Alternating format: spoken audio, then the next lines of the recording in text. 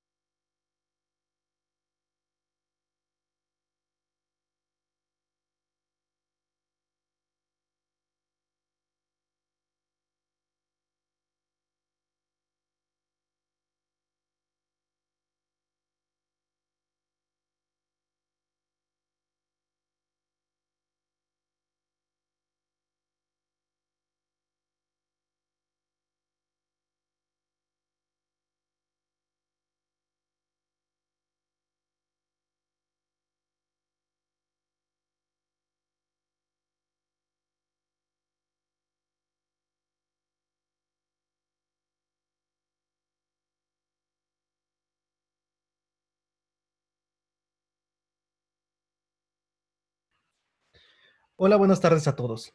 Soy Marco Isidro, Account Manager de MetaBaseQ, y quiero darles la bienvenida a nuestro webinar del día de hoy. Profundizaremos en la seguridad de las aplicaciones. En esta ocasión nos enfocaremos en algunos ejemplos de riesgos y sus remediaciones. Gracias a este espacio de la primera cumbre virtual de UGOP Lab, podemos estar aquí reunidos para esta conversación. La presentación de hoy va a durar aproximadamente 1 hora y 15 minutos. Con esto cubierto, me gustaría platicarles quiénes somos. MetaBaseQ es una empresa que brinda servicios administrados de ciberseguridad enfocada a proveer las tecnologías más avanzadas a empresas de América Latina. Contamos con oficinas en México, Brasil, Chile y Colombia. Y nuestro equipo está siempre listo para apoyarles durante los tiempos más difíciles y de la mejor manera. Si quieren conocer más de nosotros y de nuestros servicios, les invitamos a ir a nuestra página web metabaseq.com y a seguirnos a través de nuestras redes sociales. Asimismo, les recordamos que al formar parte del evento UGOP, tienen un cupón para solicitar una demo de nuestro servicio CISO as a Service. Toda la información la pueden encontrar en nuestro stand virtual. Nuevamente, muchas gracias a todos por estar el día de hoy en este webinar. El día de hoy estaremos hablando de seguridad en aplicaciones. Antes de iniciar, quisiera decir algo. La mayoría de nosotros o la mayoría de los desarrolladores, cuando nos enfocamos en desarrollar, valga la redundancia, una aplicación o crear una aplicación, ya sea mobile, ya sea web, el objetivo principal es que esa aplicación funcione. Muchas de las veces, los desarrolladores no tenemos la precaución de hacer pruebas de seguridad. Y mucho de esto es por los tiempos que tenemos de entregas. Sin embargo, los atacantes o un hacker tiene todo el tiempo del mundo para descubrir brechas de seguridad dentro de nuestras aplicaciones. Un ataque completamente dirigido hacia nuestra institución, hacia nuestra empresa, por un grupo de hackers o un hacker, no va a descansar hasta obtener el resultado que le espera. Dado esto, vamos a iniciar con el tema del día de hoy. Eh, Como les comentaba, hoy no se trata de saber si te van a atacar, sino cuándo. Muchas de las veces nosotros nos preguntamos, ¿realmente estaré comprometido? ¿Realmente me van a atacar? ¿O los hackers no se fijan en mí? Realmente todas aquellas empresas que manejen información personal, información de sus clientes o que tengan una competencia directa de algún otro proveedor de servicios o productos que tenga lo mismo que ofrecer hacia los clientes va a ser un objetivo de algún hacker o de alguna competencia desleal. Por lo tanto, la información que tengamos de nuestros clientes y de nuestros productos, incluso de patentes, es algo muy primordial de resguardar. El contenido del día de hoy es riesgos en seguridad de las aplicaciones, ejemplos de entornos inseguros y sus remediaciones. Vamos a hablar qué es OWASP. OWASP es la asociación que hace validaciones de vulnerabilidades tanto en aplicaciones web, en aplicaciones de escritorio, en APIs, en aplicaciones mobile. Esta organización está conformada por entusiastas de seguridad de todo el mundo. Existen capítulos en la Ciudad de México, en Alemania, en Perú, en México también está el de la Ribera Maya, está el de Turquía, está el de Venezuela y está el de Porto Alegre. Todos estos entusiastas se reúnen, ya sea en sales virtuales o en algunos tours como el OWASP Latam Tour, para hacer la demostración de los hallazgos que tienen durante la fase de investigación de cada grupo. ¿Cómo nos ayuda OWASP? OWASP tiene conferencias, tiene herramientas, tiene soporte documental, que es en algo que nos centraremos el día de hoy, tiene procesos y guías. ¿Qué proyectos existen? Existen manuales de revisión de código para hacer una revisión de vulnerabilidades en el código fuente, existen guías de desarrollo seguro, existen proxies como el OWASP App Proxy que nos va a ayudar a validar en tiempo real, por así decirlo, las vulnerabilidades existentes dentro de nuestras aplicaciones. Pueden ser mobile o pueden ser web. Y tiene una guía de desarrollo seguro que es el OpenSAN. Esta guía de desarrollo seguro nos va a indicar qué proceso seguir y cómo hacer ciertas pruebas para que una vez que estemos construyendo nuestras aplicaciones, tengamos un desarrollo seguro desde el inicio y no tengamos bugs de seguridad o no tengamos una gran cantidad de bugs de seguridad. Vamos a reducir bastante nuestra brecha de seguridad con esta guía de OpenSAN. Lo que es OWASP WebWat y Multidie son laboratorios, así como OWASP Use, que te permiten ir descubriendo las vulnerabilidades en aplicaciones hechas. Te van mostrando cómo se explotan las vulnerabilidades, cómo se remedian y qué es lo que tienes que hacer para estar cubriendo cada una de estas vulnerabilidades del conocido OWASP Top 10 2013 o 2017, que son los que están vigentes hoy en día. SAPI es un paquete de librerías que nos va a ayudar a hacer un desarrollo seguro o implementar mecanismos de detección y mitigación de posibles huecos de seguridad, como lo puede ser un SQL injection. Existen proyectos experimentales y proyectos en desarrollo aún, que es en donde nosotros como entusiastas podemos desarrollar o participar arduamente con ellos para que estos proyectos o incubator projects puedan salir a la luz en un futuro. Los proyectos de laboratorio, como les decía, como el WetWat, el Multidie, el Mantra, Xenoxid, OWASP Jobs, nos van a ayudar a nosotros como entusiastas de seguridad o incluso cualquier desarrollador validar cómo se va visualizando de manera muy intuitiva la explotación de las vulnerabilidades presentes. Otra de las cosas, los flashing projects son como la guía de desarrollo seguro, la guía de testeo de aplicaciones, la guía de cómo se debe de desarrollar una aplicación o el ciclo de vida completo de la aplicación, el set de librerías para mitigar vulnerabilidades de SAPI el proxy para la detección de vulnerabilidades en tiempo de ejecución. Y existen proyectos también archivados que en su momento fueron utilizados o fueron lanzados, sin embargo no tuvieron el impacto necesario o se encontraron demasiados errores en ellos y están archivados hasta que algún otro entusiasta o grupo de entusiastas se decidan por sacarlo a flote nuevamente e invertir tiempo para seguirlo desarrollando. El día de hoy nos enfocaremos con el OWASP Top 10 2017, perdón, fue un error mío ahí, dejé 2013. Y en el OWASP Top 10 2017 tenemos 10 categorías. La categoría principal es la inyección, la segunda es Broken Authentication and Sessions Management, la tercera es Sensitive Data Exposure, la cuarta es XML Internal Entity. Esta, voy a hacer un paréntesis ahí, esta vulnerabilidad conocida como XXE se le conoce en el mundo de la seguridad o en el mundo del desarrollo seguro como la nueva inyección SQL Injection por la capacidad de explotación que tiene.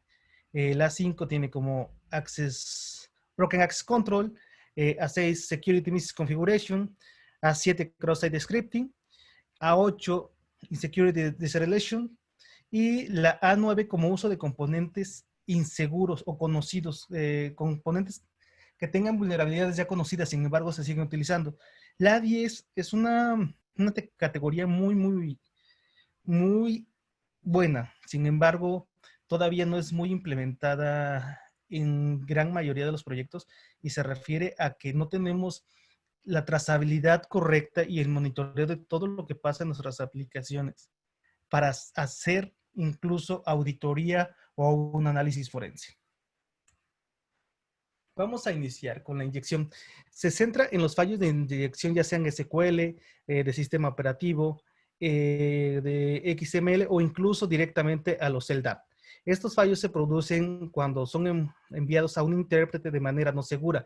De esta manera, quien realiza el ataque puede enviar datos maliciosos al intérprete, consiguiendo el acceso a los datos sin autorización. ¿Qué pasa si nosotros tenemos comprometido nuestro gestor de base de datos o se está comprometiendo nuestra base de datos? Imagínense una empresa financiera, un banco.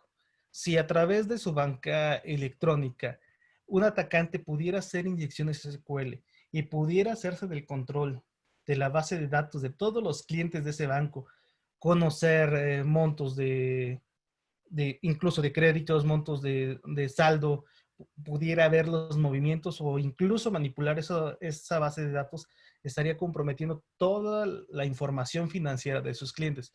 Por ello, las inyecciones SQL se deben de mitigar lo más proactivamente posible, lo más... vamos, deberemos de mitigar esta vulnerabilidad desde la causa raíz para no estar exponiendo a ese nivel toda nuestra información.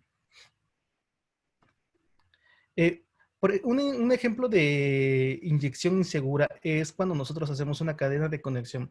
Como lo verán aquí en este fragmento de código, está haciendo una conexión a un MySQL, está diciendo que la dirección IP es un localhost, en esto es un ejemplo muy sencillo, está diciendo el puerto, le dice cuál es el usuario, que como lo veremos es root, y el password es block. Esto, a simple vista, podemos decir, ¿sabes qué? Esto es un ejemplo de un ambiente QA, ¿no? O es un ejemplo de un ambiente de desarrollo. Sí, tienen razón, puede ser un ejemplo de un ambiente QA o un ambiente de desarrollo.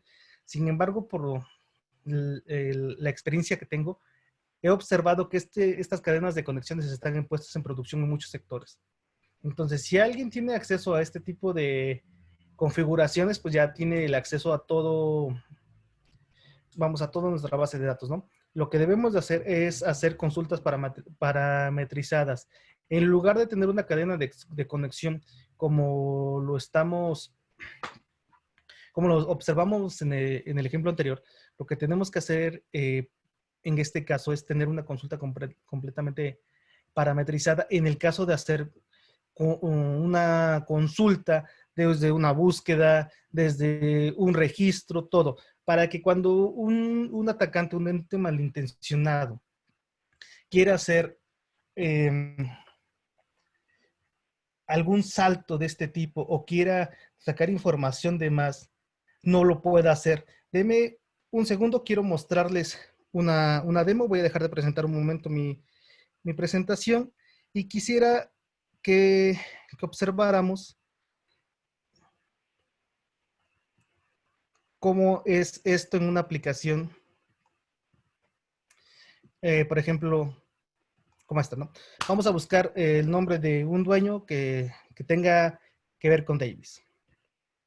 Ok, aquí como observamos en esta consulta completamente funcional y fácil de una aplicación, que puede ser, en este caso, es una clínica de mascotas. Observamos que al meter Davis, nos arrojan dos resultados, que son de las personas que concuerdan con esta búsqueda, que tienen como apellido Davis. Sin embargo, si hacemos una consulta, modificando algunos parámetros de SQL, y le damos una búsqueda, denme un segundo. Esto que les estoy mostrando en este instante es una de las funcionalidades de una herramienta de seguridad que tenemos en Metabase Q, que se llama Contrast. Seguimos con la presentación y regreso a mostrarles cómo funciona todo esto para que nosotros vayamos viendo en tiempo real la solución y mitigación de las vulnerabilidades de nuestras aplicaciones. Hago un breve paréntesis para indicar que los entusiastas de seguridad o todos los que estamos en la seguridad de aplicaciones nos apoyamos con herramientas de análisis estático de código dinámico y análisis en tiempo real como los Contras para mitigar las vulnerabilidades en código fuente. Este tipo de herramientas nos van a ayudar a dar con la causa raíz de esta vulnerabilidad. Estas herramientas nos van a decir, ¿sabes qué? Desarrollador, ¿sabes qué? Equipo de seguridad, tu fallo de SQL injection está en la línea 3 en el parámetro, por ejemplo, user, y tienes que mitigarlo de esta manera. Al final de mi presentación les voy a ir mostrando los ejemplitos de cómo es esta trazabilidad de cada una de las vulnerabilidades detectadas por nuestra herramienta. Vamos a seguir con la categoría número 2, Broken Authentication y Session Management. Se basa en que las aplicaciones relacionadas con la autenticación y gestión de sesiones se implementan de forma incorrecta, lo que puede permitir al atacante obtener las contraseñas por fuerza bruta, secuestros de sesiones y fallos que permiten la suplantación de identidad. ¿Qué pasa con esto? Si nosotros no permitimos que nuestra aplicación, permitimos que nuestra aplicación tenga N número de intentos al momento de introducir una contraseña, un atacante puede detectar este tipo de comportamiento y nos puede lanzar un ataque de fuerza bruta para intentar adivinar nuestra contraseña. Sin embargo, lo que se recomienda hacer en este caso es que después de 3 intentos, la cuenta del usuario se bloquee por algún tiempo. Pueden ser 10 minutos, si lo vuelve a intentar pueden ser 20 minutos, si vuelve a reincidir pueden ser incluso por días, y si vuelve a reincidir puede ser ya definitivamente. Perdón, ¿por qué es importante tener este tipo de validaciones? Una, para evitar ataques de fuerza bruta, y otro es para evitar saturación en los servicios, como son como un ataque de negación de servicios. El uso cuidadoso y adecuado de los mecanismos de autenticación de sesión debe de ser muy fuerte. Debemos de evitar que en el caso de sesiones que manejen información confidencial, ya sea información financiera, puede ser información incluso médica, si ustedes lo quieren, un usuario no pueda tener múltiples sesiones. Solamente debe de tener una sesión, y si se detecta una sesión nueva, que se cancele la sesión anterior. Incluso hay aplicaciones que cuando pasa eso le mandan un SMS al usuario para decir, tú estás accediendo desde este dispositivo, desde este lugar, si sí, permite que la sesión siga viva y si no, puedes matarla con esta instrucción.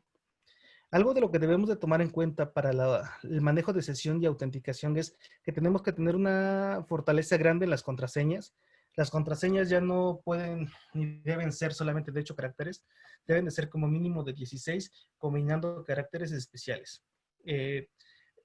Debe de hacer siempre el uso de contraseñas en todas las aplicaciones.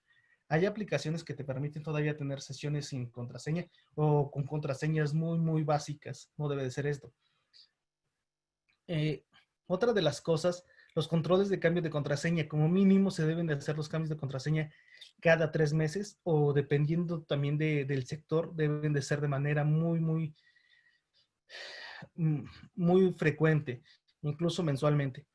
El almacenamiento de contraseñas se debe de hacer solamente con gestores, nunca lo debemos de hacer directamente desde los navegadores, solamente con gestores de contraseñas sí podemos almacenarlas. La protección de credenciales en tránsito, todas las transacciones que tengamos en nuestra aplicación deben de ser con algún canal seguro y con certificados. No debemos de mandar nada en cada una de nuestras aplicaciones en texto claro. Si mandamos nuestras comunicaciones entre aplicaciones y servidores en texto claro, nos pueden cachar, nos pueden visualizar nuestros accesos como usuario y contraseña, incluso transacciones algún ente malintencionado puede capturar nuestro tráfico, modificar la petición y cambiar esa transacción por algo que a él le convenga. No sé, un ejemplo muy claro. Yo voy a estar depositando de mi cuenta 20 pesos hacia la cuenta de Juanito. Hay un ente malintencionado en medio capturando mi tráfico y como mi aplicación no maneja un tráfico cifrado, me captura esta parte de mi transacción, modifica, en lugar de que sean 20 pesos van a ser 20,000 pesos y en lugar de que caiga a la cuenta de Juanito, va a caer a la cuenta del ente malintencionado. Yo como usuario nunca me voy a dar cuenta de esta situación porque va a ser una transacción completamente real. Yo voy a visualizar que mi transacción finalizó con éxito, sin embargo me voy a dar cuenta al final del día que mi saldo no es el correcto, ¿no? Entonces es por eso que cada uno de nosotros cuando desarrollemos una aplicación o cuando hacemos una aplicación, debemos de validar que toda la comunicación vaya por canales cifrados. La protección de Session ID, como les comentaba, debemos de tener una protección muy robusta para las sesiones, incluso hacer autenticaciones con doble factor. Es decir, yo voy a iniciar sesión a cualquier aplicación que me mande un SMS con un código para introducirlo. Con esto evitamos que si llegaron a comprometer nuestras credenciales, alguien pueda acceder a la aplicación sin nuestro consentimiento, a menos que también nos hayan quitado el dispositivo donde tenemos el envío vamos, de este código de seguridad, ¿no? Pero siempre se recomienda tener un doble factor de autenticación. Listas de cuentas, que se recomienda tener una lista blanca de las cuentas permitidas. El almacenamiento en el caché del explorador, siempre que desarrollemos algo es visualizar que lo que dejemos en caché no sean datos comprometidos.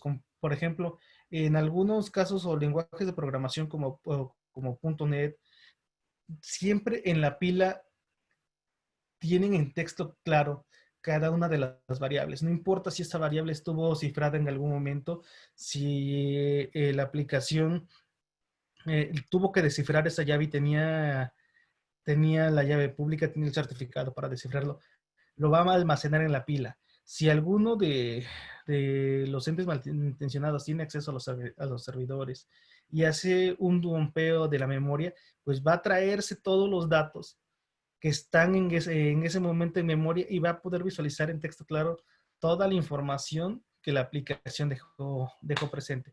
Entonces, por lo tanto, lo recomendable en ese caso es que cada vez que se deje de utilizar un recurso, se destruya el apuntador de memoria. Algo importante que debemos de hacer también son las relaciones de confianza. En este caso son, por ejemplo, en el caso de punto a punto dispositivos. Una relación de confianza puede ser entre servidores, puede ser entre routers, incluso hoy en día también se puede hacer hasta de una sesión a nuestro dispositivo móvil, ¿no? Entonces, siempre tener relaciones de confianza y no permitir que un equipo o un dispositivo no autorizado tenga el acceso a ese tipo de sesiones. Un ejemplo inseguro para este caso es la aplicación de reservas de líneas aéreas admite la escritura de la URL poniendo un ID de sesión en la URL. Como verán, en este caso el ID de sesión está incluso remarcado en rojo, ¿no? Ese es mi ID de sesión. Y es un ID numérico, no se observa que esté formado o que tenga algún patrón específico para no ser detectado. Un usuario malintencionado puede empezar a adivinar o incluso poner un ciclo que vaya detectando qué sesiones le dan respuesta que están activas.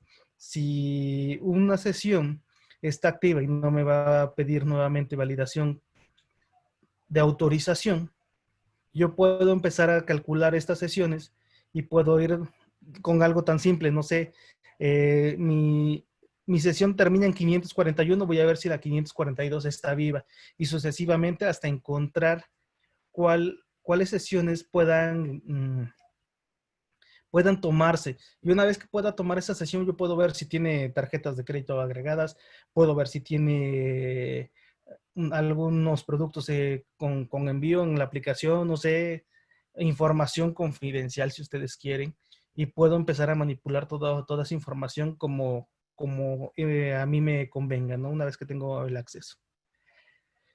Para la solución es un conjunto único de autenticación debe ser fuerte y con controles de administración de sesión. Como les decía, debemos de tener una generación de ID de sesión y de cookies con un random criptográfico, ni siquiera con el MAT random. Debe de ser un random criptográfico que debe de ser único e irrepetible. Y sobre todo, si alguien está intentando acceder con ese ID de sesión desde algún otro punto, que lo valide, que cierre la sesión anterior y que valide si realmente es el mismo usuario que está intentando iniciar sesión en otro dispositivo. No debemos de permitir en las aplicaciones financieras ni aplicaciones que puedan poner en riesgo información confidencial, no se debe de permitir las sesiones simultáneas, ¿no? Para esto podemos ocupar una norma de OWASP que se llama ASVS, que en este momento está disponible en la versión 4.0. Esta norma nos va a regir por una lista de controles si es que nuestra aplicación es segura o qué tan insegura es. Nosotros vamos a ir validando qué controles cumplimos y si cumplimos al menos el 80%, pues podemos decir que estamos cubiertos con la seguridad. Otra de las cosas es que en cada uno de nuestros desarrollos debemos de ocupar el autenticador de SAPI. Con esto como les decía, SAPI es una set de librerías ya preparadas para ser utilizadas en cada uno de los rubros. En este caso, para la autenticación y manejo de sesiones, el Authenticator de SAPI está preparado para evitar el robo de sesiones, incluso el cálculo de la Session ID. También se debe de hacer esfuerzos para evitar las fallas de cross-site scripting, porque si algún ente malintencionado en algún label puede ejecutar o en alguna búsqueda, en alguna etiqueta, puede ejecutar un cross-site scripting, puede sacar el session ID desde esas instrucciones de JavaScript. Cross-site scripting. El cross-site scripting es un tipo de ataque que permite a los atacantes o al hacker en este caso, le permite ejecutar comandos de cross-site scripting o comandos de JavaScript en las etiquetas, pueden ser en las búsquedas, pueden ser desde algunos inputs de que nos permiten, por ejemplo, poner un nombre o un usuario, un password, y no estamos validando los parámetros que se nos están insertando en ese momento.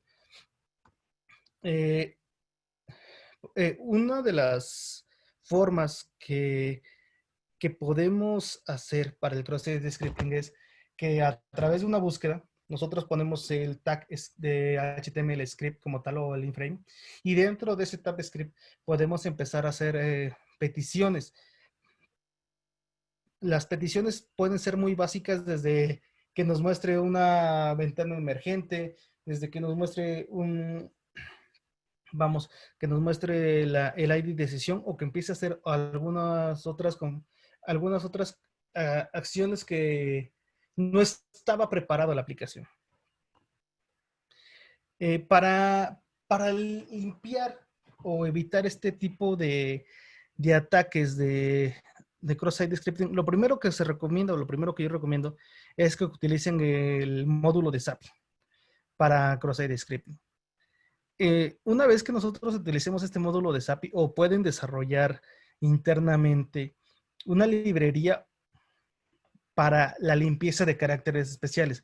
Por ejemplo, no permitir por ejemplo, el símbolo de mayor que, menor que, cuando se inserte ese símbolo, a mandarlo a una cadena vacía, cuando se inserte un símbolo de ampersand, cuando se inserte, no sé, una concatenación o incluso un porcentaje, mandarlo a cadena vacía.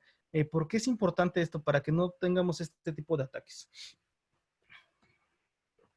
Un ejemplo, como les decía, de cross-site scripting, de robo de sesión o robo de cookies, es que nosotros aquí en esta aplicación tenemos la manera de ingresar un comentario, ¿no? O mandar un mensaje dentro de la aplicación.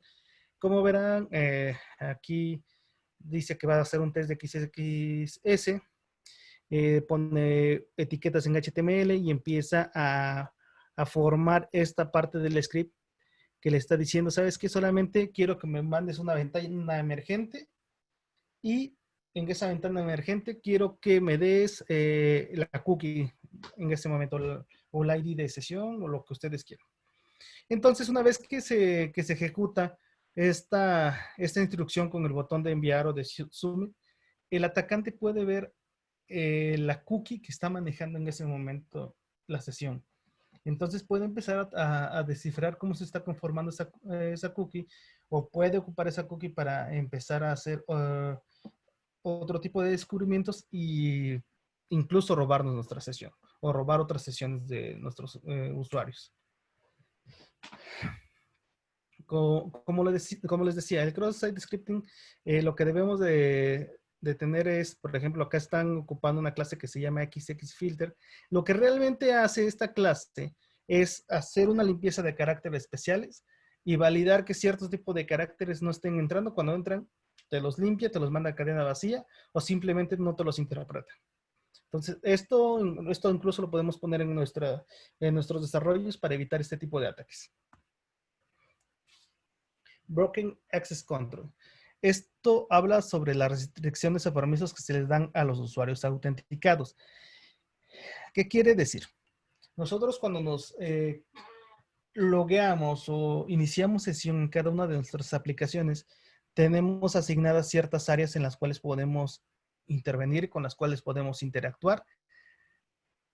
Sin embargo, también existen secciones en donde, por ejemplo, los administradores pueden intervenir. Los administradores pueden hacer labores como dar de baja usuarios, crear usuarios, modificar datos de los usuarios, e incluso cambiar reportes, ¿no?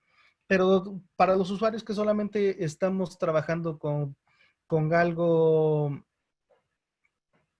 muy, muy sencillo, como enviar el reporte, de cierta manera se supondría que no deberíamos de tener permisos.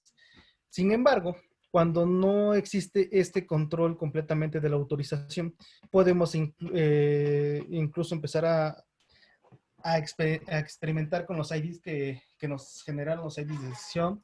Podemos empezar a verificar los paths o los directorios a los cuales tenemos que tenemos acceso, si nos están dando acceso a otros directorios y tiene archivos, validar los permisos en esos archivos, ¿no? Incluso podemos ver qué información se queda en el caché. ¿Por qué se hace esto? ¿Por qué los atacantes empiezan a buscar ese tipo de cosas? Empiezan a hacer phishing o empiezan a hacer descubrimientos eh, dentro de las aplicaciones. Porque muchas veces, y también esto pasa muy comúnmente en la industria de donde existe tecnología, que el sysadmin deja respaldos dentro de la misma web, deja respaldos o un respaldo que creó y se le olvidó eliminarlos, y los respaldos los dejó con todos los permisos de los usuarios. Entonces, un atacante puede ver este respaldo y si el respaldo tampoco no está cifrado, el respaldo no tiene alguna contraseña, el atacante puede ver la configuración de esa aplicación y entonces tener acceso a todo lo que esté dentro de esa configuración. Porque debemos de recordar que muchas veces no ciframos nuestras configuraciones de accesos o nuestras configuraciones de las cadenas de conexión. Por ejemplo, aquí estaríamos viendo un ejemplo inseguro de un path transversal. Lo que está haciendo aquí el desarrollador le dice que incluye o que va a agregar este include para decirle que está dentro del directorio home, users, PHP Guru templates y ahí debe de estar el template que estaría utilizando.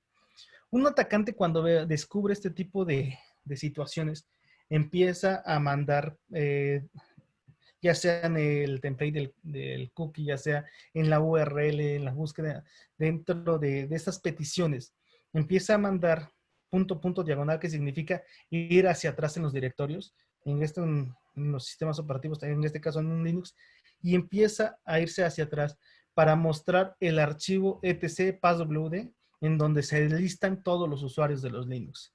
Una vez que el atacante pueda empezar a observar este tipo de archivos de configuración que no deberían de estar expuestos en las aplicaciones, puede ver que, no sé, por ejemplo, existe el usuario de Juanito y existe el usuario de Pepito, ¿no? Y puede decir, ok, están estos dos usuarios, se ven que son usuarios comunes, vamos a ver si estos usuarios comunes tienen contraseñas muy débiles y si sí, nos hacemos de un ataque de fuerza bruta para adivinar las contraseñas de estos usuarios y posteriormente ingresar al sistema y entonces una vez dentro del sistema hacer una escala de privilegios. Ok, entonces en este caso lo que se pide para la remediación de este tipo de vulnerabilidades es crear listas blancas. Una de las cosas es crear la lista blanca para ver en qué directorio solamente se tiene permiso para acceder a la aplicación. Si la aplicación está intentando acceder a otros directorios, como en este caso, que se haga una limpieza de caracteres especiales y cada vez que detecte este tipo de comportamientos, por ejemplo, puntos, que sean seguidos, que te los mande como cadena vacía y ya no podría acceder.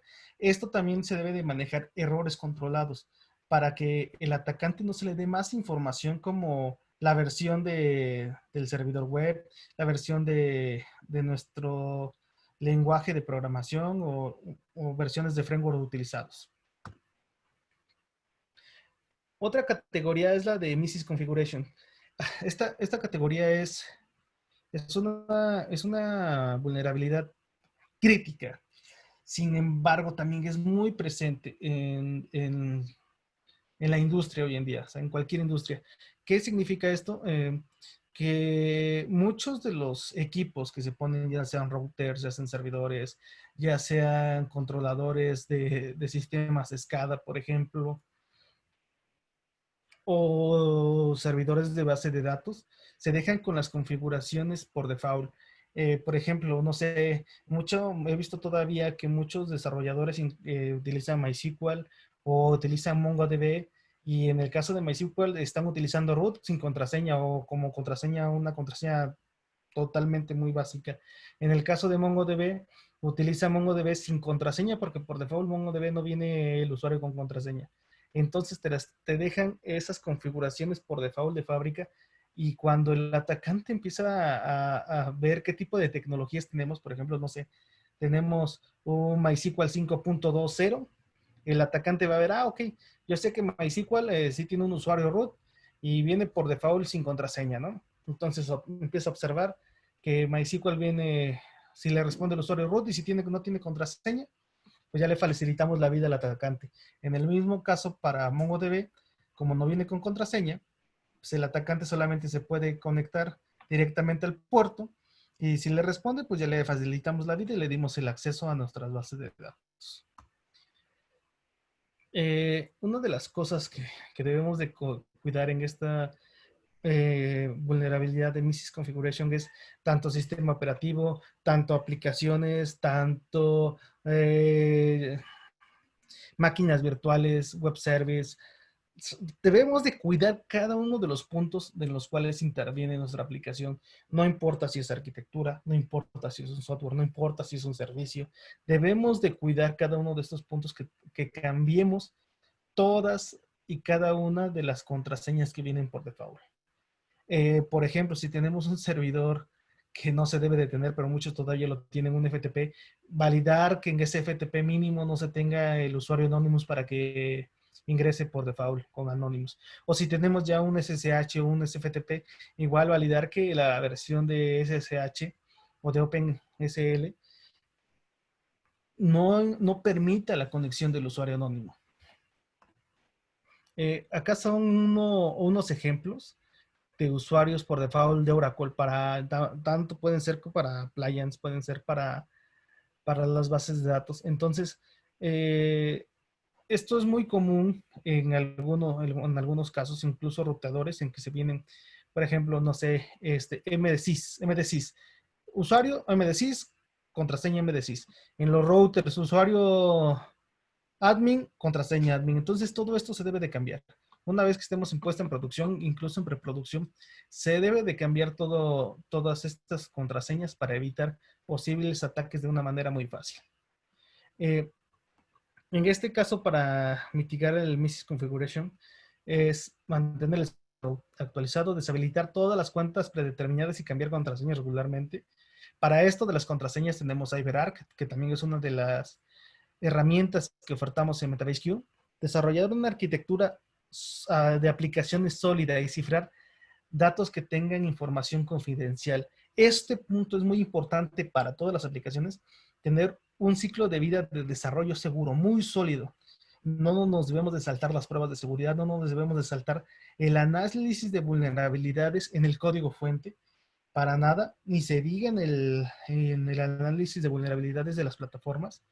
Pero en este punto muy específico es el análisis de vulnerabilidades en el código fuente.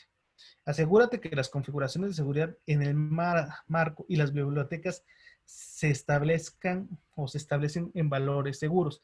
¿Qué pasa? Muchas de las veces nosotros como desarrolladores, cuando hacemos una aplicación, utilizamos las librerías y las tomamos tal cual las dio el fabricante o las dio el tercero. No validamos que se puedan hacer cambios de contraseñas que están utilizando, no validamos que se están ocupando, por ejemplo, la generación de session ID con un random criptográfico y nos quedamos con el mat random. Entonces, eso es un punto muy, muy inseguro. Realizar auditorías regulares y ejecutar herramientas para identificar los agujeros del sistema. Esto como realizar auditorías, identificar agujeros, puede ser con contras para el código fuente y las pruebas dinámicas, pueden hacer pruebas de penetración, puede hacerse revisión de las vulnerabilidades en las plataformas o los sistemas operativos y utilice la misma configuración para producción, desarrollo y puesta en escena, ya que las inconsistencias abren las puertas a muchas configuraciones erróneas. Esto es muy correcto. O sea, vamos a tener que homologar en cada uno de nuestros ambientes, tanto QA, desarrollo y producción, estas configuraciones. ¿Para qué? Para que también el desarrollador esté pensando que debe de hacerlo de una manera muy específica y no decir, es que en desarrollo yo lo tengo sin contraseña, ¿no? O lo tengo con el usuario root, o lo tengo todo por default. Ya cuando pase a producción lo modifico. Y muchas veces dicen, no, es que ya nos urge entregar, entonces ya no modificamos nada, lo entregamos tal cual está. Y esto no debe de ser así. Automatice el sistema siempre que sea posible para evitar errores humanos. En todo esto de las aplicaciones, o la seguridad de las aplicaciones, el factor más débil es el factor humano en todo punto de las aplicaciones. Muchas veces el desarrollo se ve impactado por cómo está pensando en ese momento el desarrollador de la aplicación. Si el desarrollador de esta aplicación no pensó que alguien en su autenticación o en su pantalla de login iba a intentar hacer un bypass, pues entonces para él iba a pensar que siempre alguien iba a ingresar un usuario y una contraseña de manera normal. Sin embargo, en la práctica no siempre es así. El punto número 6 es que existe datos sensibles expuestos. Muchas de las veces o muchas de las aplicaciones hoy en día están ocupando servicios, están ocupando web services, están ocupando incluso microservicios. Estos microservicios apuntan o consumen datos sensibles. Y algo de lo que he visualizado últimamente en todos estos servicios que están expuestos es que muy pocos de ellos te piden autenticación. Incluso algunos otros servicios, cuando estás insertando un dato inválido, te dice, esta no es la manera de la que yo trabajo. La manera en que yo trabajo, los parámetros que espero son los siguientes y que los lista. Entonces, ¿qué está pasando? Al momento de que el desarrollo se está haciendo, el desarrollador pensó que iba a explicar de manera muy implícita este funcionamiento de su aplicación y no quería documentar demasiado o no quería estar repitiendo la misma información a distintas personas, lo que hizo fue desplegar en la misma API la información de cómo se iba a consumir y cómo iban a obtener los que estuvieran buscando información esta información. Lo que se les olvida muchas veces es poner una autenticación en este tipo de aplicaciones o de web service. Es decir, si yo quiero consumir un servicio, pues entonces primero tengo que identificarme, tienen que saber quién soy y entonces ahora sí, ya puedo darles esta información. Otra de las cosas que en estos servicios muchas veces ni siquiera van cifrados o van con un sistema de cifrado muy sencillo. Eh, todos los desarrolladores debemos de tener ese criterio para decir, ¿sabes qué? Mi aplicación va a estar trabajando con datos de tarjetas de crédito, tarjetas de débito o pagos financieros. Voy a tener que proteger toda la transacción con un cifrado muy fuerte. ¿Cómo debemos de evitar esto? Estar atento ante las posibles amenazas tanto en el interior de la compañía como en el exterior. No almacenar datos sensibles innecesariamente. En caso de almacenar información sensible, asegúrese que estén cifradas. Asegúrese que de aplicar claves fuertes con todas las especificaciones y deshabilitar el autocompletado y almacenamiento. Como les decía, muchas veces los desarrolladores dejan backups dentro de los servidores y dentro de las mismas webs, o dejan archivos de configuración, dejan archivos de contraseñas, dejan puertas traseras que para ellos les va a servir en un momento, pero no les deshabilitan. Y también muchas veces dejamos el autocomplete en el logueo, o perdón, en el login de nuestras aplicaciones. Si no sé, alguien deja su equipo desbloqueado y está en el login de su sistema, o de su banca en línea o de su sistema de transacciones interno, entra y ve que tiene el autocomplete, no sé, le pone la letra A, y es el usuario Antonio. Órale, entonces el usuario Antonio tiene una contraseña y voy a estar apretando cada una de las teclas. Y si tiene autocomplete, el browser o el navegador me va a decir, ¿sabes qué? Ok, este puede ser la posible contraseña para el usuario Antonio. Y le damos a aceptar y voilà, entramos. Entonces, en medida de lo posible, se debe de evitar ese tipo de autocompletes en los lugares que se tengan para hacer el acceso, para tener login. Obviamente que puede haber lugares en los que no necesariamente tienes que deshabilitarlo, pero siempre en los lugares sensibles debes de deshabilitar esta parte del autocomplete. Por ejemplo, un ejemplo de información insegura expuesta es esta cadena de conexión, ¿no? O que le estamos indicando cómo está siendo la consulta a una tabla. Y esto puede ser que es un código muerto en la aplicación, puede ser un código comentado, puede ser un archivo que estaba ahí de backup. Entonces debemos de evitarlos. Esto, perdón, también puede ser dentro de un archivo webconfig, por ejemplo, un config dentro de ASP o de .NET. Como observarán, tenemos una cadena de conexión. Entonces, lo que debemos hacer en ese caso de las cadenas de conexión, específicamente para .NET, digo específicamente porque existe una herramienta de Microsoft que te indica, o perdón, que tú le indicas qué secciones de ese web config vas a cifrar. Tú le indicas con el tag shipper data. Cierras este tag y le dices, ¿sabes qué? Desde aquí a acá necesito que esté cifrado. Entonces, una vez al correr esta herramienta, el web config queda cifrado, tú lo insertas en el servidor y lo va a leer de manera natural. Entonces, con esto evitas que alguien que tenga acceso al servidor pueda ver tu web config y tenga acceso a tu base de datos. Deme un segundo. Me parece que tuve una falla aquí. Deme un segundo, por favor.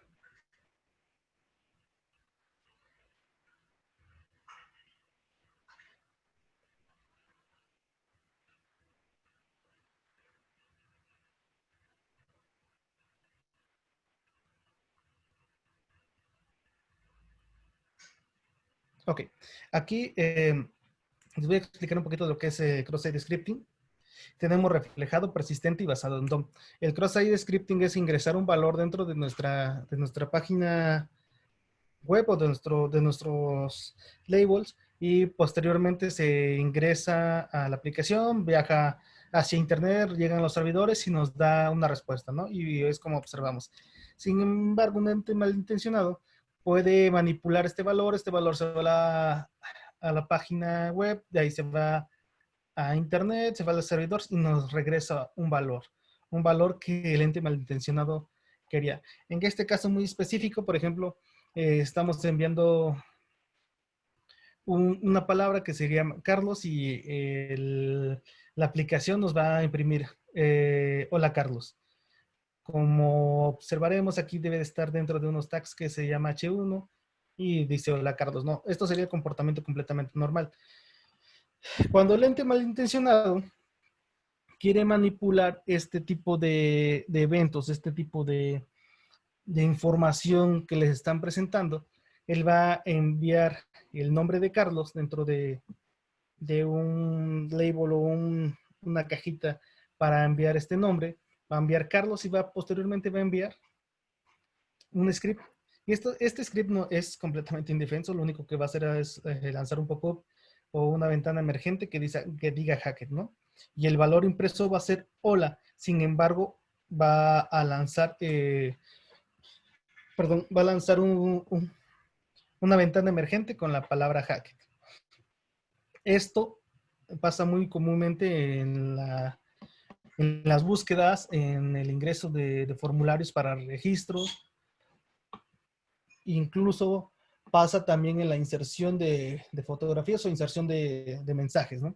Entonces, como les decía, esto debemos de evitar completamente caracteres especiales, incluso en algunos casos hacen validación con listas blancas, codificar todos los datos de entrada y salida, uso de bibliotecas para la sanitización de los datos de formato, y el nombre debe de tener solamente, no sé, valores alfabéticos, desde la A a la Z, mayúsculas, minúsculas y con caracteres especiales que pueden ser ñ o A con acentos, ¿no? O las vocales con acentos.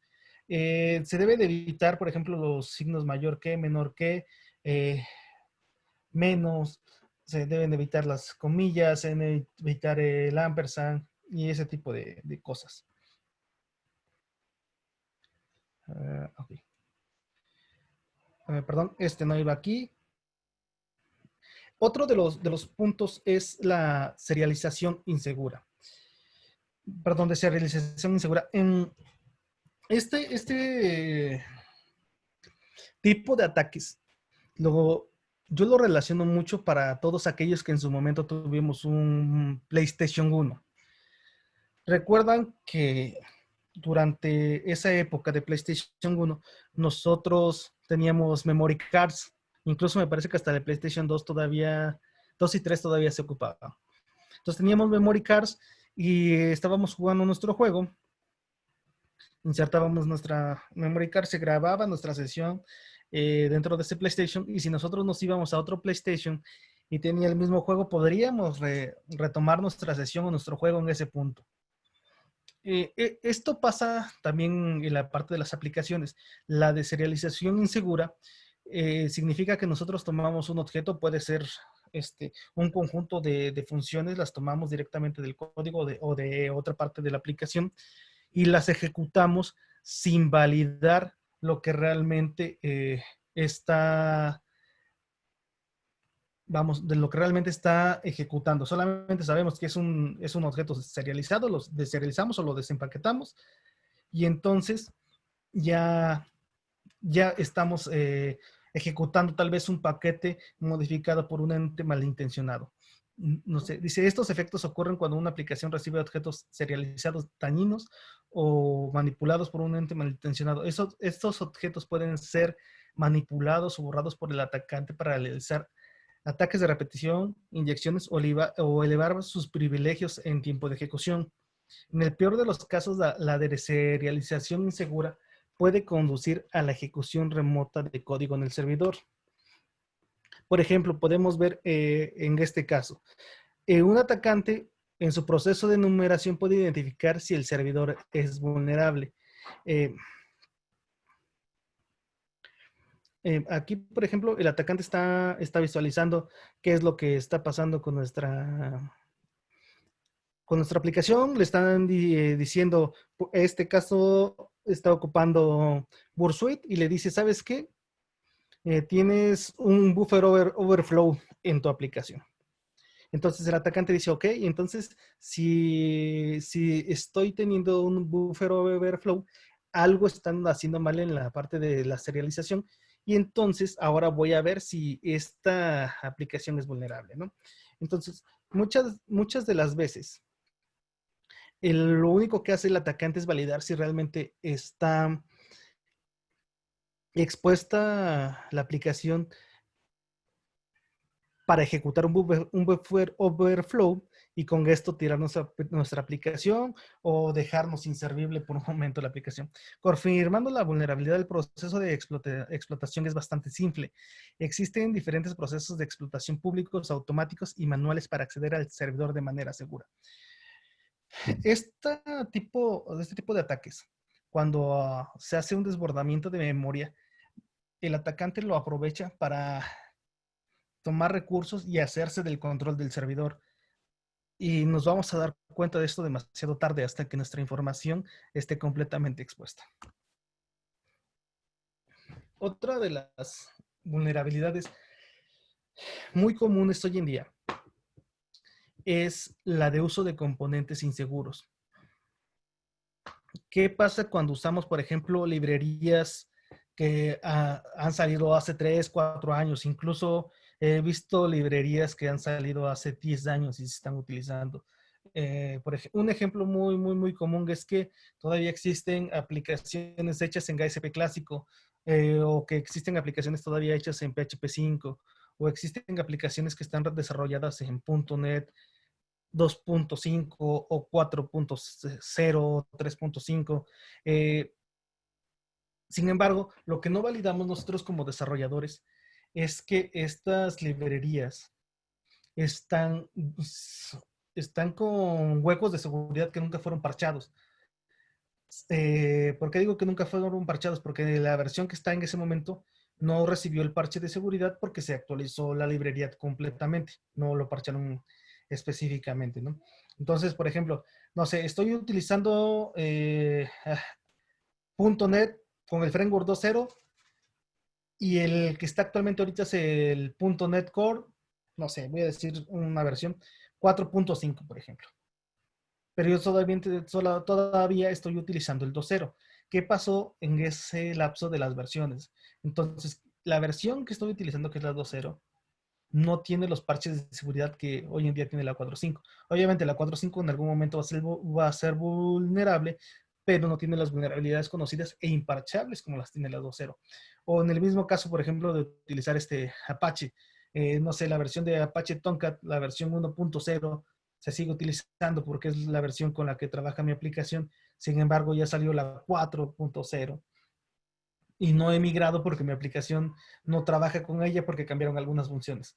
Pero yo prefiero seguir con la versión que me está funcionando sin preocuparme por la seguridad de la misma.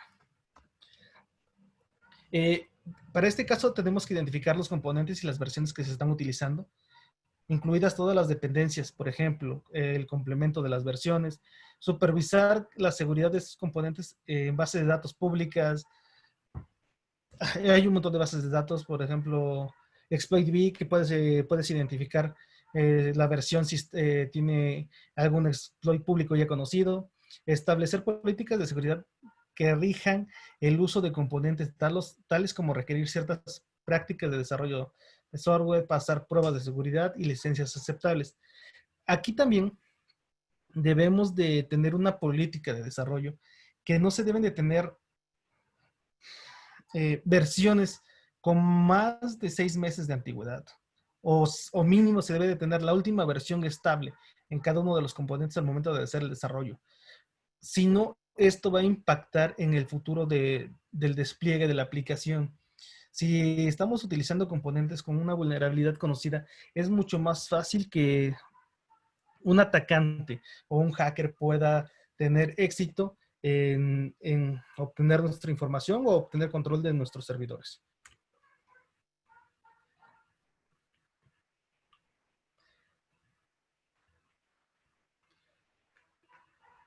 Perdón, esto no iba aquí. Aquí. Si utiliza, por ejemplo, Strux, corrija de la versión 2.5 a la 5.12. Si utiliza, por ejemplo, no sé, Apache 2.0, migra a la versión 2.5. Realmente en este punto lo que tenemos que hacer es validar que cada uno de los componentes que estamos utilizando no tengan vulnerabilidades conocidas. Esta categoría de registro y monitoreo insuficiente de las transacciones es una categoría de cierta manera nueva en este Top 10 2017, no estaba presente en el 2013. Sin embargo, es muy necesaria porque nosotros como desarrolladores no tenemos la trazabilidad completa de lo que pasa con un movimiento, una transacción dentro de nuestras pistas de auditoría o nuestros logs. Lo que debemos de hacer aquí es que una vez que un usuario realiza una transacción o una operación, debe de ver por cada uno de los saltos que está haciendo o cada uno de los pasos que está haciendo. Porque muchas veces pasa en el sector bancario que ha pasado, que se han hecho fraudes o se han comprometido sistemas financieros o sistemas de transferencias electrónicas y no se pueden dar este tipo de rastreos desde dónde vino, en dónde se modificó y por qué nos está afectando, porque no tienen la trazabilidad correcta. ¿Qué significa trazabilidad? Que en cada uno de nuestros puntos debamos de tener información de lo que está pasando. Perdón, es decir, si Juanito le transfirió 100 pesos a Pepito, entonces se debe de ver en qué punto hizo Juanito esa transacción, en qué punto Juanito eh, lanzó la transacción, desde dónde lo hizo y hacia dónde va ese flujo. Tiene que tener la cuenta origen, por ejemplo, tiene que tener la cuenta destino, tiene que tener todos y cada uno de los puntos internamente. Supongamos que Juanito le hizo la transferencia de 100 pesos a Pepito, pero esta información o esta transacción nunca salió desde la cuenta origen de Juanito, sino salió en el servidor central, por así decirlo, de estas transacciones o de este sistema financiero. Y desde ahí, de ese punto central, están agarrando cuentas para distribuirles todas hacia Pepito. Entonces ya debes de tener tú como equipo de seguridad el punto de partida de decir, a ver, Los usuarios finales nunca hicieron este tipo de transacciones. Todo se originó desde este servidor. Entonces, lo que debemos de investigar es quién tuvo acceso a este servidor, por ejemplo. Muchas de las veces no es así. Lo que tenemos que hacer es que tenemos que tener eventos auditables, debemos tener advertencias y errores que se generen en los registros. O sea, algo de lo que es completamente contradictorio a lo que le vamos a mostrar al usuario final. Es decir, al usuario final debemos de tener errores controlados. El usuario final no debe de saber que si le estoy mostrando un mensaje de error por ejemplo, que el archivo no está encontrado en la ruta tal de tal, o sea, el path completo, y solamente el usuario final debe de ver un 404 archivo no encontrado, un 403 permisos insuficientes, por ejemplo. O sea, no le debemos de decir, permisos insuficientes en esta ruta, y entonces ya le estamos mostrando todo el path y el usuario malintencionado va a empezar a bajar directorios, subir directorios hasta encontrar un path con permisos vulnerables, ¿no? Registro de todas las aplicaciones, es decir, de todas las APIs. Cada una de estas APIs, cada una de estas peticiones debe tener los registros y también, como les decía en la categoría pasada, si yo tengo una API autenticada y alguien está haciendo intentos de inicio de sesión inválidos, que me diga, ¿sabes qué? El usuario Pepito está ingresando desde estas IPs o desde estos lugares, desde este dispositivo, y le bloqueamos ya su cuenta porque son más de N cantidad de intentos, ¿no? Por ejemplo. Otra de las cosas que debemos de tener muy claro en esta parte es que debemos de tener pruebas de penetración. Es importante en cada una de las aplicaciones que estemos ejecutando, más si estamos trabajando con aplicaciones financieras. Se debe de tener pruebas de penetración, se deben de tener pruebas dinámicas como lo son las DAS, puede ser con WhatsApp, pueden ser con Bursuite. Este tipo de pruebas no generan alertas en los stocks, desafortunadamente, pero es lo que debemos de hacer para que nuestro equipo interno pueda validar esta situación o esta trazabilidad de la información y pueda ver cada una de las ejecuciones de lo que hace la aplicación. Si la aplicación no logra detectar, escalar o alertar a ataques en tiempo real, pues algo debemos de hacer. Si mi aplicación está observando, o se está observando que se está haciendo un ataque de fuerza bruta, pues que lance una alerta, porque me están atacando de manera de fuerza bruta y si no lo hago, me pueden lograr entrar a la aplicación con datos completamente válidos, pero fueron adivinados por fuerza bruta. Y entonces no queremos eso. Por ejemplo, en este caso, estamos viendo un ejemplo de monitoreo insuficiente. Por ejemplo, estamos viendo que no se está pintando el nivel de autorización ni la autenticación. Entonces, en este caso, este log no está mandando quién se autenticó ni la utilización que tuvo. ¿Por qué? Porque el desarrollador pensó que no era suficiente, o que no era necesario en ese momento. Entonces, aquí, en este caso, le estamos diciendo que sí, que el nivel de autorización que se manejó para la sesión que se está cargando, que la pinte, y así como el nivel de autorización. ¿Para qué? Para que digan, ¿sabes qué? El usuario Juanito se conectó a las 5 de la tarde y le movió a estos puntos y hizo estas transacciones, modificó la base de datos con las tablas tal, y los registros modificados fueron estos.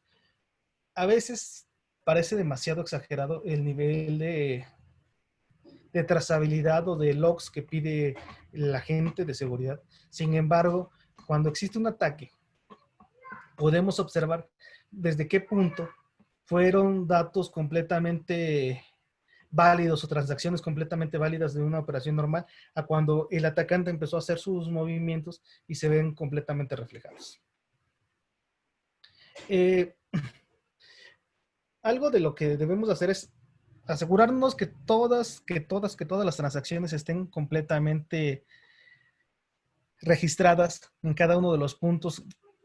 Se registre si alguna de las transacciones tuvo una alteración, que también se modifique, se reporte, perdón, en el logs.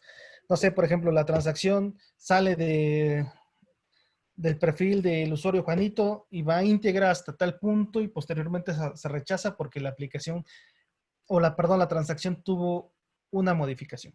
Eso se puede hacer y se tiene que hacer realmente a través de código fuente. Otra de las cosas es que debemos de tener un plan de recuperación de incidentes con las normas de NIST, por ejemplo, o, o algunos frameworks de código abierto como OWASP App Sensors. También debemos de tener firewalls, debemos de tener en WAF, realmente debemos de tener muchas cosas para que todos estos sistemas de alertas y de monitorización nos puedan ser útiles al momento de estar desarrollando. Denme un segundo, ahora voy a entrar a la demo, les dejo de presentar solo un minutito, por favor.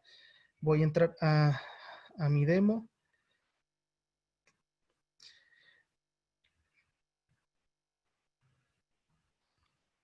Okay.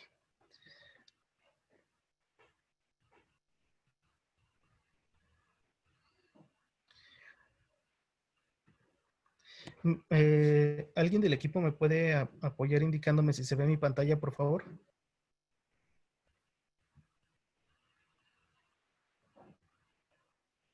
Okay.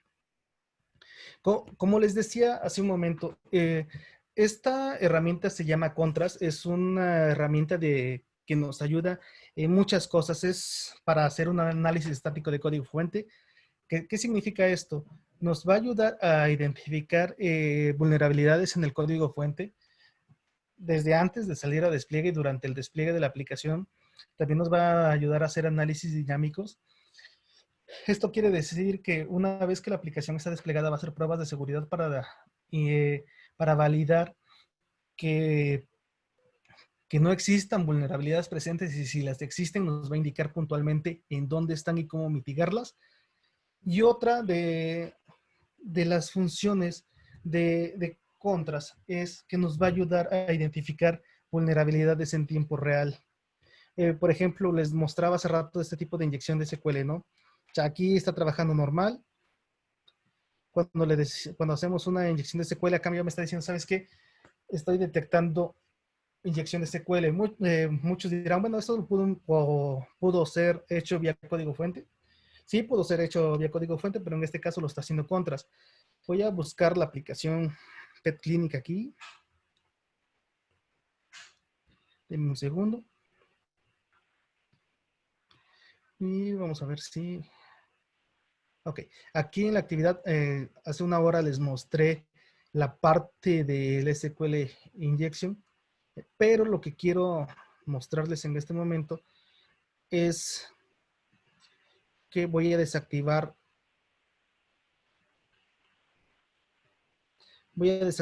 el bloqueo de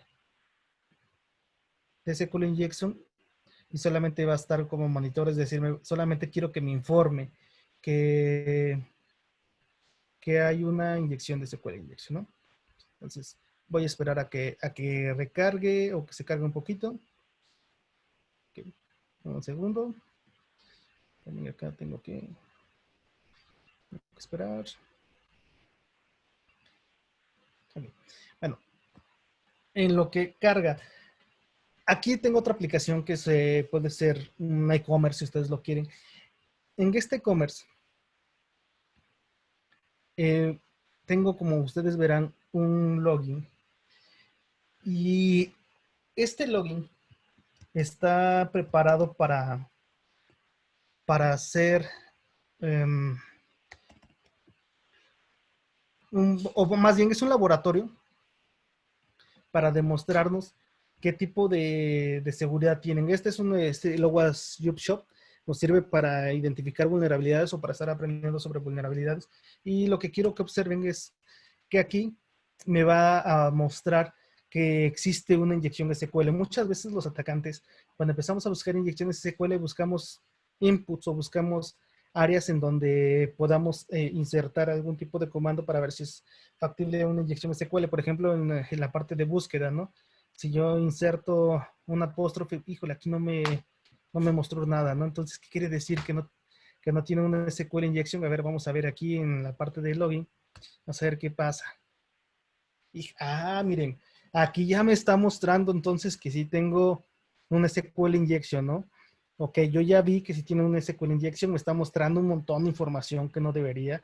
Me está mostrando los paths, me está mostrando cómo es que fue incluso esta ejecución. Ok, entonces, ahora, ¿qué hago?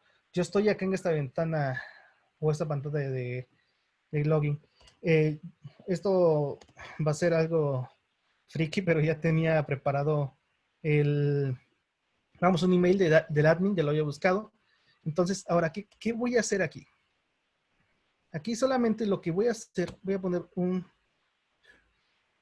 apóstrofe y voy a poner guión guión y aquí voy a poner lo que sea.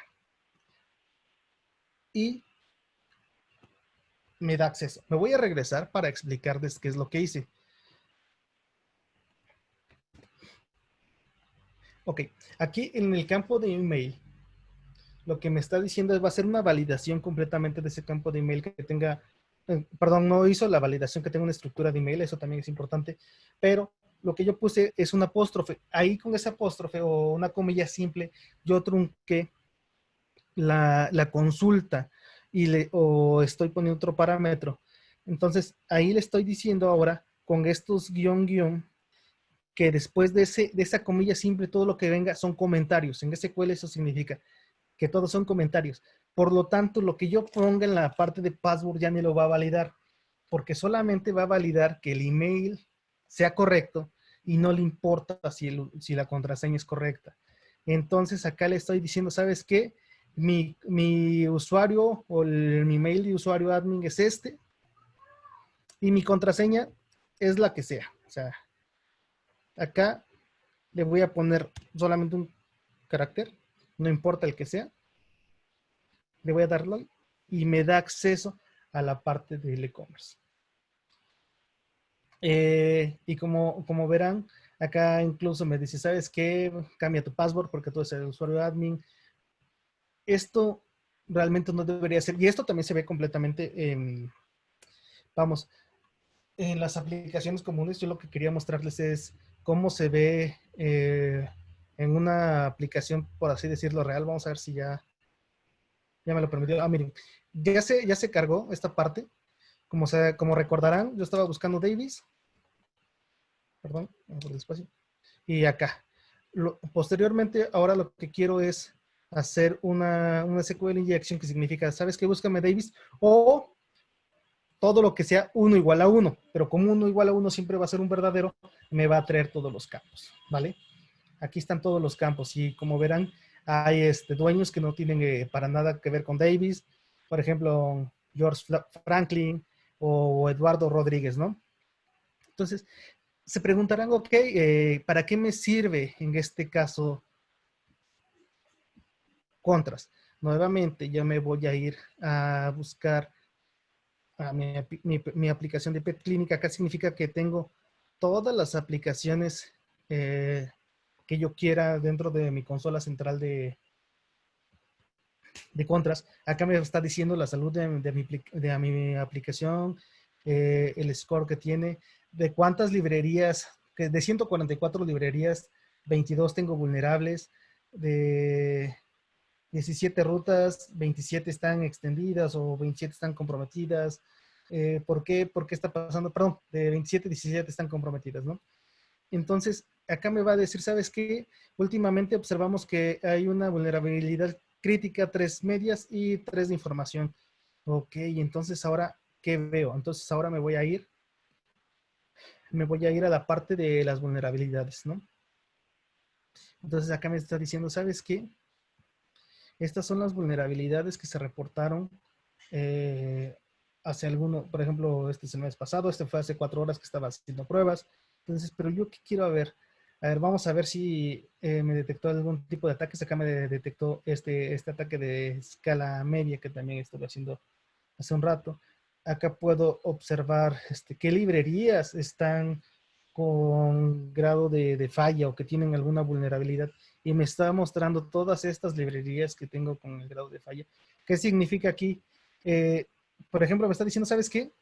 La versión de Spring que tienes actualmente es la versión 4.3, 4.6, pero la actual que hemos detectado nosotros que no tiene vulnerabilidades o no tiene esa falla es la versión 5.2.6, ¿no?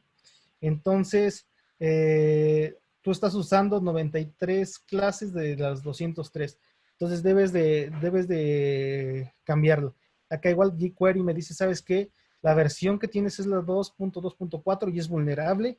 Lo que te recomendamos es que cambies a la 3.5.0. Pero acá no estás usando ninguna clase. Entonces, si quieres, tú la puedes quitar, ¿no? Por ejemplo. Entonces, esto es lo que me va diciendo mi, mi herramienta contras, ¿no? Acá igual me va diciendo la actividad que he tenido, como verán, me dice que he tenido una actividad hace 3 minutos en, en el directorio de dueños o openers, y es una actividad crítica y me encontró una vulnerabilidad crítica, ¿no? Bueno, aquí también nos muestra la actividad, pero yo quiero irme a la parte de las vulnerabilidades, porque es lo interesante para nosotros como desarrolladores, lo interesante para nosotros como expertos en el área de seguridad, si ustedes también lo quieren ver así. Acá que me dice, ¿sabes qué? Lo que nosotros encontramos fue que en la petición G de Opners en last name hay una inyección de parámetro SQL y está dentro de este archivo en la línea 305. O sea, como se darán cuenta, ya me dice en qué número de línea. Y acá me está diciendo cuál es la sentencia completa que se está explotando. Entonces me dice, ¿sabes qué? La línea es tal y acá donde el like es lo que estás explotando. Entonces, ¿cuál es el riesgo y cuál es la solución? ¿Cuál es la solución propuesta? O sea, una de las ventajas es que me va a decir cuál es la solución propuesta. Acá me dice los detalles de cómo fue la explotación, qué es lo que está pasando. Y aquí en el hotfix me dice, ¿sabes qué? La solución propuesta va a ser la siguiente y la puedes hacer de estas maneras. Obviamente no son las únicas, pero estas son las soluciones propuestas por la herramienta para que nos ayude a evitar este tipo de ataques. Como les decía, este tipo de herramientas, como lo son contras, nos van a ayudar desde que tenemos nuestro inicio de desarrollo de software. Y contras tiene la ventaja de que te va a estar ayudando en tiempo real o en tiempo de ejecución en producción. Muy pocas herramientas lo hacen, si no hasta el momento ninguna tiene el poder que tiene contras para hacer este tipo de herramientas. Hay muchas herramientas de análisis estático de código, pero todas tienen un solo objetivo. Por ejemplo, o haces el análisis estático de código, o haces el análisis dinámico de código, o no te puedo hacer el análisis en tiempo real. Para eso necesitas un WAF. En este caso no podemos decir que es un WAF. Sí nos ayuda de cierta forma a crear bloqueos, pero no suple al WAF. Lo que hace aquí Contras es al momento de lanzarnos las alertas, como lo que me dijo de que hace 3 minutos tuve esta intervención en esta parte de la aplicación. Esto va enfocado mucho a la parte de los SOCs. ¿Para qué? Para que el SOC está monitoreando nuestras aplicaciones, le caiga esta alerta y diga, ah, ok, existe esta alerta. Entonces, ¿qué voy a hacer? Pues entonces habla al equipo de desarrollo o al jefe de desarrollo, dile, ¿sabes qué? Juanito, tú que eres el jefe de desarrollo, mira, me lanzó la aplicación esta alerta, Contras me lanzó esta alerta, que en el parámetro de Opners o en el apartado de Opners, tú tienes esta vulnerabilidad de SQL Injection. Te recomiendo que la mitigues y ya se le comparte esta documentación o se le manda el reporte, ¿no? Se le exporta un reporte a XML o a un Excel, se le da el reporte, se le dice, ¿sabes qué? La vulnerabilidad está entre estos parámetros y está en el archivo llamado tal, en la línea 305, ¿no? Entonces tú ya sabes que cómo se va a corregir. Esto es una de las maravillas de este tipo de aplicaciones, porque nos van a indicar cómo solucionar estos problemas. Entonces, es muy recomendable que trabajemos con ellas en nuestro ciclo de vida. de desarrollo de software, perdón, siempre tener estas pruebas de seguridad. Debemos de recordar que hoy en día ya se debe de hacer un desarrollo seguro de software, ya no solamente pensar en desarrollo de software. Si nosotros todavía pensamos en desarrollo de software, vamos a estar condenados a no tener pruebas de seguridad y sobre todo estar más expuestos en el mundo real que nos puedan hacer un ataque. Entonces, lo recomendable nuevamente es que se hagan pruebas de seguridad. Siempre, siempre. ¿Por qué no solamente enfocarse en pruebas de penetración? Es algo que me han preguntado en algunas ocasiones. Cuando te enfocas en pruebas de penetración, va a depender mucho de la gente que te haga esas pruebas de penetración, de la expertise de la gente que en ese momento te las está haciendo. Sin embargo, puede existir otras personas que no están en ese team o que no están en ese equipo, que tengan otra manera de explotar. Y si no estás cubierto desde causa raíz, que es el código fuente, en la mitigación de vulnerabilidades, puedes estar expuesto. Una prueba de penetración no te garantiza que estés libre 100% de vulnerabilidades. Tampoco un análisis de código fuente como lo son estas herramientas. Al final del día, este tipo de herramientas tienen reglas y estas reglas pueden no dar el ancho para tu aplicación. Sin embargo, cuando ocupas este tipo de herramientas para hacer tus análisis estáticos, análisis dinámicos, análisis en tiempo real y le sumas las pruebas de penetración, haces que el ciclo completo de desarrollo de software sea más fuerte y tu aplicación pueda ser web, pueda ser mobile, pueda ser microservicios, puedan ser APIs, estén más seguras y mitigas las vulnerabilidades de manera eficiente.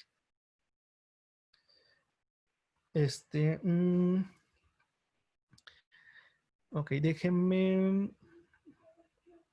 Ok, solamente lo que les quiero mostrar por último es que aquí en Contras incluso podemos tener varios servidores activos, como lo veían en las secciones anteriores, podemos